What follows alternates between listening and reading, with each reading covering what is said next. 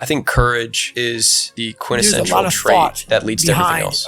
You have to first have courage. Being a born loser. You have to have courage to quit your job. You have to have courage to get rejected. If you don't first have courage, nothing else follows. Again, it's not are you courageous or not, it's how courageous are you. It's not a binary. I have courage because I have done things that have required it. It takes courage. It takes courage like to a lot of have times, conversation. If your back is hurting, takes it may not be your back. Learning takes courage. It may be something else in your body that's making your back hurt. Courage isn't for somebody else, for medals, applause, or moral debts. Courage is what at that moment feels most right for you. Every day. One great philosopher says cowards die many times before their death. One thing you haven't valiant never taste of death but once. Going back to the beast.